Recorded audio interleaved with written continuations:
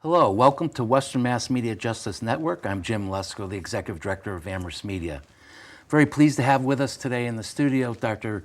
Kristie Soares from UMass Amherst. Welcome, Kristie. Thank you. I know that you're the Assistant Professor of the Latinx Cultural and Literature Project at UMass, is that correct? That's exactly right. All right, well, welcome, and I understand you had a really exciting project with community learning involved. Could you tell us a little bit about it? Yeah, it's been fantastic. So it's called the Latinx Theater Project, and what it is it's a course that I designed at UMass. The original intention was to teach Latino theater histories. So we all know proscenium theater. We all know you go to the theater, you sit down in your seats, you look forward, you never talk, right? You never break the fourth wall. And that's a very Western style of theater. And there are many other Latino styles of theater that kind of complicate that dynamic. So specifically, what we wanted to do was look at Teatro Campesino, which is a Chicano form of theater that came out of the workers' movement. Wanted to look at Theater of the Oppressed, which comes out of the Brazilian dictatorship of the 1970s, Augusto Boal. And then we wanted to look at Nuyorican poetry, which comes out of this area of the country, and see how we can make theater that is social justice oriented using these technologies that are indigenous to our community. Okay. So we got a group of people, we got a bunch of UMass students, some Hampshire College students, some community members that are from senior citizens down to 12 years old. We've got students from the First Generation Youth Project who are high schoolers, who are middle schoolers. We're between 30 and 40 people in any given day. We've gotten together, we've learned, and we've made theater. Well, tell me a little bit more about that connection. I mean, this is obviously has to meet some requirements at UMass. Mm-hmm. So is there specific requirements that the students are getting through the certificate program? Right, so CSOL, Community Engagement and Service Learning at UMass, is run by a wonderful guy called Joe Kripczynski. And Joe and the folks that work with him, Ellen Correa and others, are running this program where you can get out into the community and basically apply what you're learning and learn more from it. So our class fits into that. Students that take our class can apply for the certificate. And more importantly than even the certificate, instead of just talking about theater, right, I could just teach them, I could lecture. But instead of doing that, we're going out and we're making theater with people from different, sometimes backgrounds, different geographic locations than us, and we're figuring out what is it to make theater? Why is it hard? Why is it easy? Why is it worth it? Mm-hmm.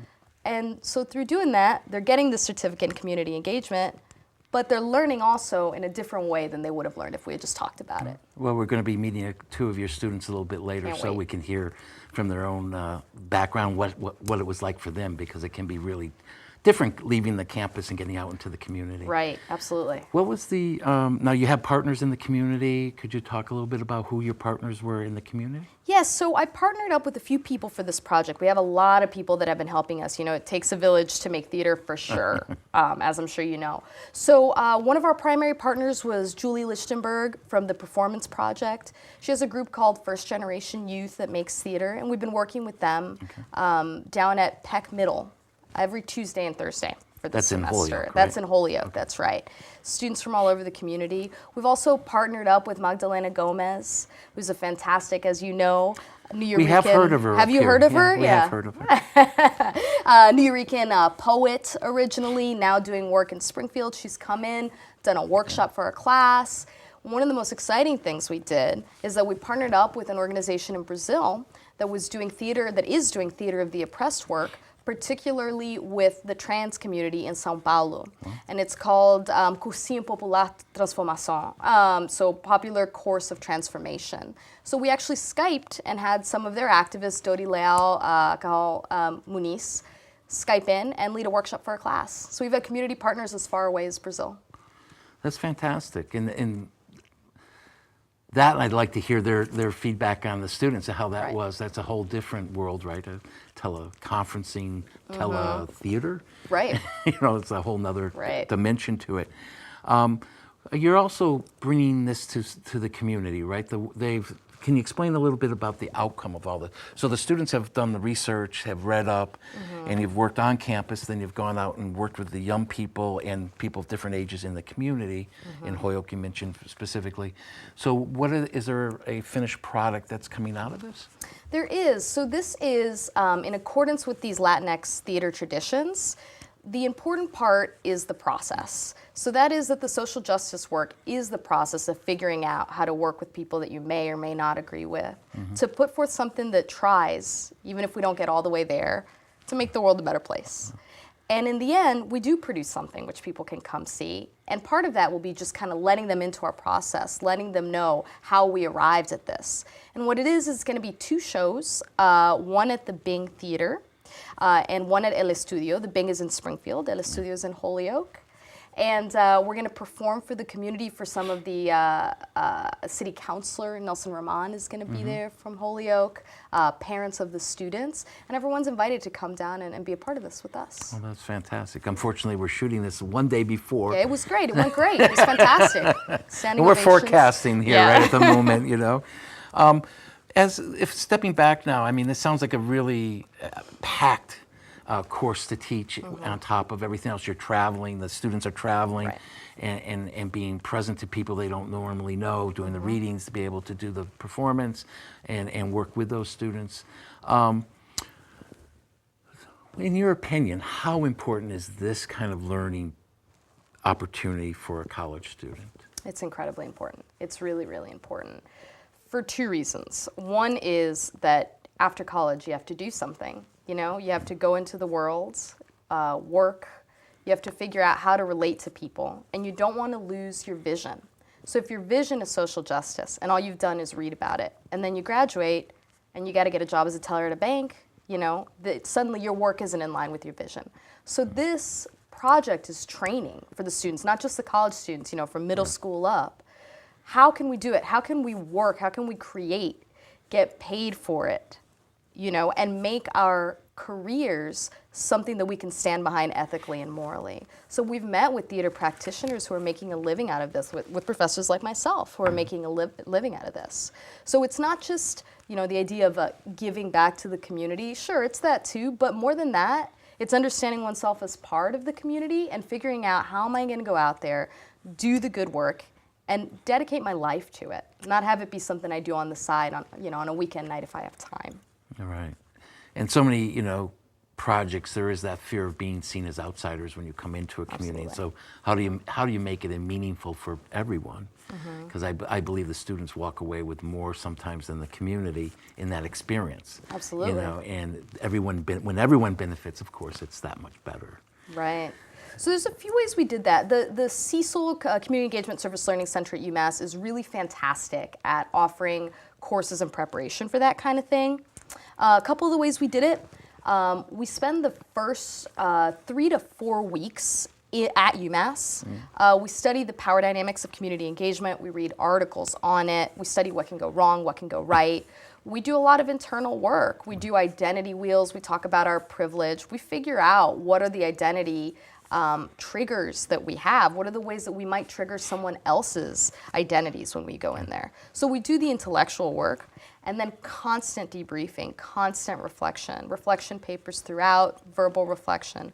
And the point is that we are co-learning, myself included, the professor included. We're co-learning, so we got to check in and figure out what we're learning. Yes, we're learning how to do theater, but the other thing we're learning is that if I give feedback to you and I hurt you, and I came from a place of privilege, that's not okay. That's a part of the learning too. So we're all doing that together, and it's messy, and sometimes we get hurt, and sometimes we laugh, but that's the real work of social justice. Yeah. Well, that's really good to hear, and you know that you're starting from that perspective, that before going to a community, there's so much work to be done, individually and collectively as a group, because you are representing.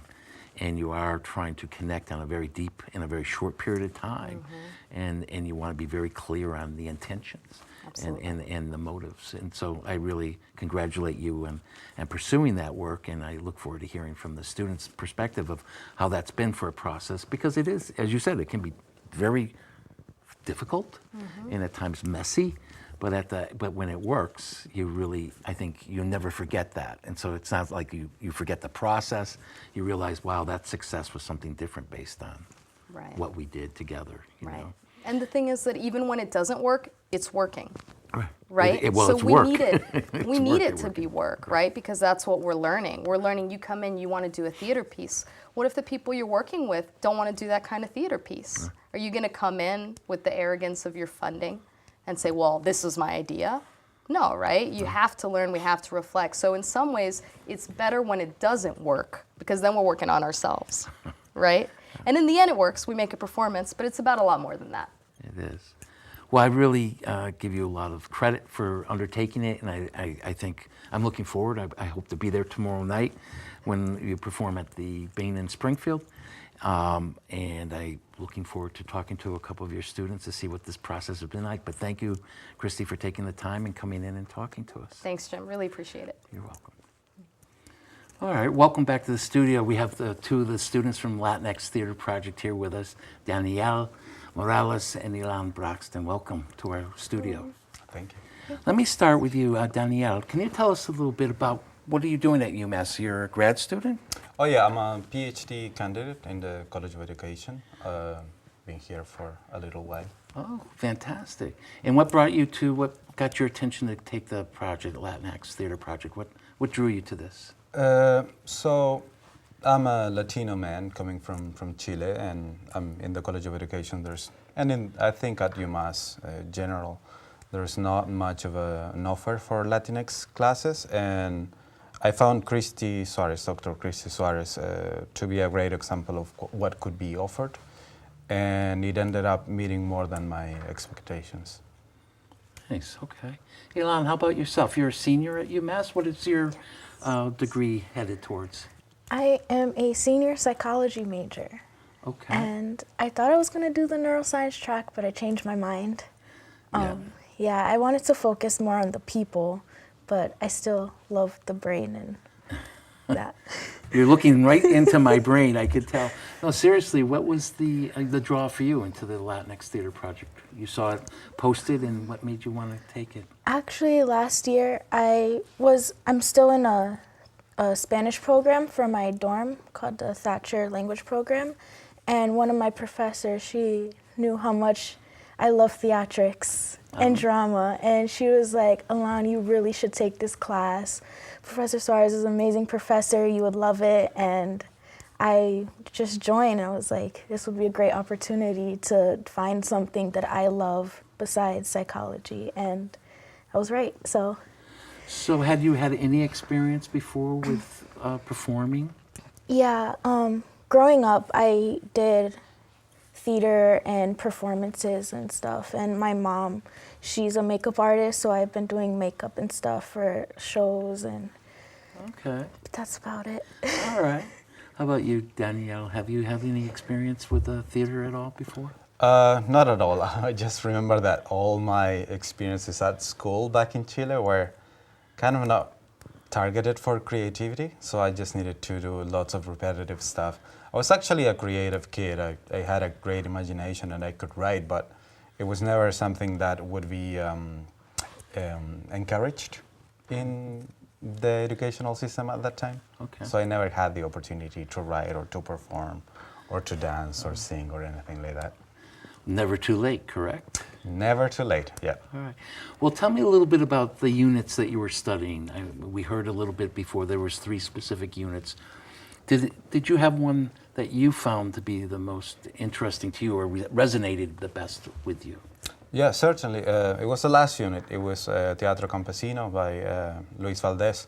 And what I liked about it was the use of humor in the performance, in writing the acto. I also appreciated the fact that we were writing the acto collectively, so everyone was adding new pieces, adding new lines, and we all had a common goal, which was obviously to speak about injustice, and we wanted to at least hint at a solution or to at least hint to the problem that we had identified in the group. And the humor really resonated with me, even though I'm not born in America. I remember watching Cantinflas movies, and it really sounded like a Cantinflesque kind of thing. So it was really funny for me, but also very deep in terms of what kind of meaning we were creating with the actor. And you understand that from what I understand, it was so important for the Farm Workers Union to mobilize people that had little educational attainment in the fields to understand using theater to get the issues across. So it's got that huge, especially in the West and the Southwest, the understanding of the importance of it. And how about you, Elan? One of the units work for you better than any, or did you love them all? My favorite one was the poetry unit. Okay. I always kept diaries growing up, and they were all full of just poems and stuff, and I would doodle in class and write little poems, so I just felt at home in that unit. Okay. It was great. Now, were you able to do some more new writing from this perspective in the class? Yeah, so recently I've had writer's block and I haven't had much time or opportunity to be able to write or anything, so I really love this unit because it helped me come up with ideas for how to fix my writer's block and just dig deeper into myself and thinking about who I am and how I'm feeling about just everything and anything. So we heard from Dr. Soares that sometimes the process wasn't always clean and easy by any means. It could get messy. And did you find that as you went deeper, that at times it brought up more than you were expecting to have brought up? Yeah, so I have so many conflicts with my identities, and just having to sit down and write about one of them or even some of them was really hard for me because I would stare at the paper and just say, what do I write about? Who am I? But it really helped me just pick everything apart and just recombine it all and just, this is me and this is how I'm feeling. And I just love that part of it because not only did I get to see myself in a deeper way, but I felt closer to my classmates as well because I got to see them in a different way too. Very liberating, huh? Yeah. Very nice. Danielle, how about yourself? With that process, was it easy for you, or? It was easy, but more than easy, it was very illuminating in terms of that I have spent a lot of time reading theories and reading about education and being in different kinds of engagement. But this opportunity was different in the sense that we were actually doing something that for me was meaningful as a teacher and a researcher with Latinx youth. So I felt that I was able to examine my own positionality and my own power with other people, while at the same time we were trying to do something to fix a big problem. Interesting, yeah. So if I understand it, you all came together as a class, the students at UMass, and you went through this process together. When did you first meet the students down in the community? Did they come up to UMass, or did you go down to Holyoke, or? First, we went down to see them. I think it was a few months after.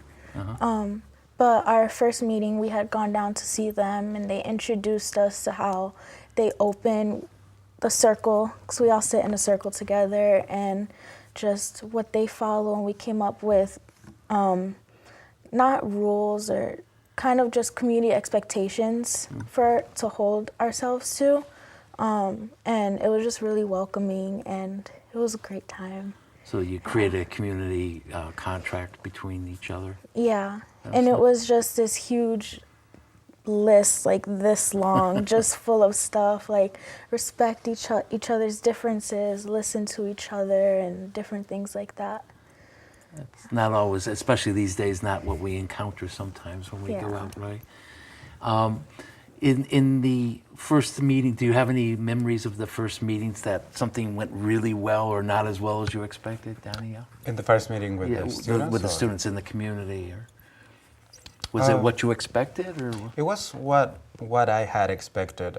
We had done some work in terms of thinking about ourselves and thinking about our relationship to other people and our relationship as college students going to a community where they might not have the same access to a college like UMass.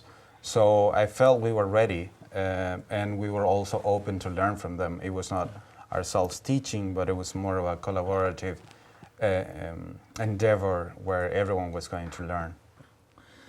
So this was with the Performance Project, was your community partner at that point? Is that right? Okay.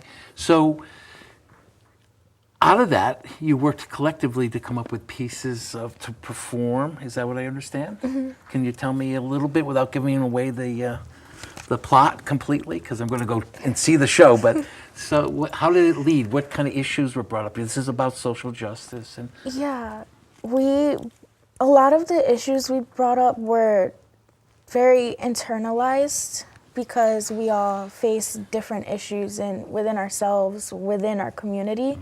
Mm-hmm. So we took a lot of the pieces that we had been working on and we just kind of combined everything in our ideas for the acto and poetry and the different aspects of the performance. And it's just, instead of it being very individual, we took the pieces of ourselves to create one big thing, which is what you see in a community as well. Like each person makes up the whole. Mm-hmm. So that's how I like to think of it.